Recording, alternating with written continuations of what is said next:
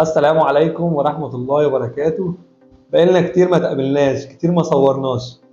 للأسف الفترة اللي فاتت كان عندنا ضغط كبير قوي والله في الشغل، وضغط الحالات على مستوى المراكز بتاعة اللوتس، وكان عندنا إجهاد كبير قوي. لكن احنا قررنا نرجع تاني طبعا بكل قوة، ونرجع تاني يوميا نعمل حلقات جديدة ونبدأ نفيد الناس وندي معلومات تفيد كل اللي بيعملوا دايت، وتفيد الناس اللي هي عايزة توصل لشكل مثالي ووزن مثالي وتغير حياتها، ونديها كل النولج وكل المعلومات اللي هتحتاجها للوصول للشكل المثالي. احنا عايزين نستغل موسم دخول المدارس. انا بعتبره من اجمل المواسم لنزول الوزن. فموسم نزول الوزن اثناء المدارس، لان احنا بناخد يوم جميل وصحي وشكله حلو قوي قوي، وده ما بنقدرش نعمله في الاوقات العاديه. يعني وقت الاجازات، وقت الصيف، وقت زحمه الصيف، احنا ما بنتحكمش في نومنا، بننام متاخر وبنصحى بدري، ما بنعرفش نعمل اي حاجه. ده بيضايقنا نفسيا، وبنحس ان احنا ماشيين برتم غلط في اليوم. فحتى لو احنا عايزين نعمل دايت فبنقول لا، مش هنعمل دايت، لا اليوم غلط، لا احنا بنصحى متاخر يا دكتور، احنا طيب احنا بقى جينا بقى للوقت الجميل والوقت المثالي علشان نصحى بدري وننام بدري وناخد اسبوع صحي متكامل. نستغل بقى الفرصه. اولا في ميزات كبيره قوي الفتره اللي جايه، هي اولها الانتظام. انتظام بصحيانك بدري، سواء الناس اللي بتروح الشغل، الناس اللي بتودي المدارس الصبح، الناس اللي عندها اي مهام صباحيه. انت هتصحى بدري الصبح، سيادتك هتاخد وجبه تشغل بيها معدل الحرق بتاعك.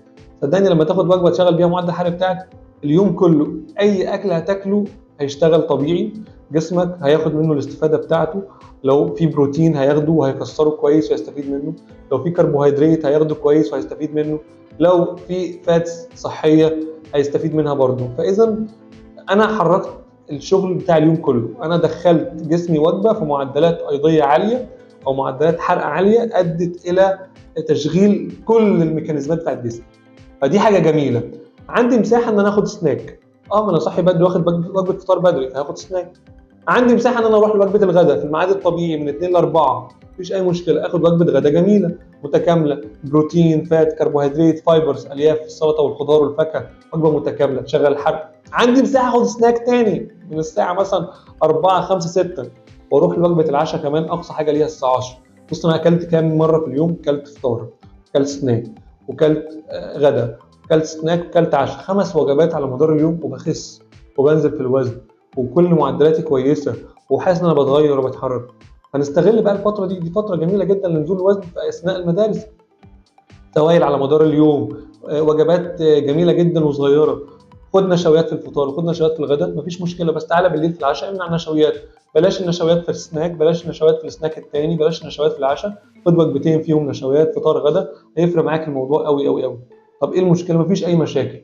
تعالى بقى اقول لك بقى على المجهود الحركي اللي انت بتعمله اثناء المدارس او اثناء فتره المشاغل الصباحيه. بتبذل مجهود كويس، حرقك بيشتغل كويس، بتلاقي تغيير جذري للشكل والمقاسات. اخر الاسبوع بتاعك الويك اند خد الفري او التشيت ميل بتاعتك، تفرق معاك قوي.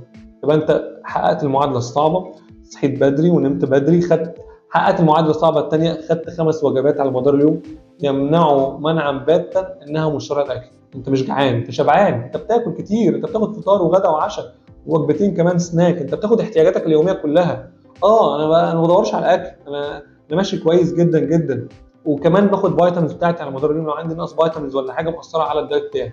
فاذا احنا في فتره جميله جدا، يا ريت نستغلها.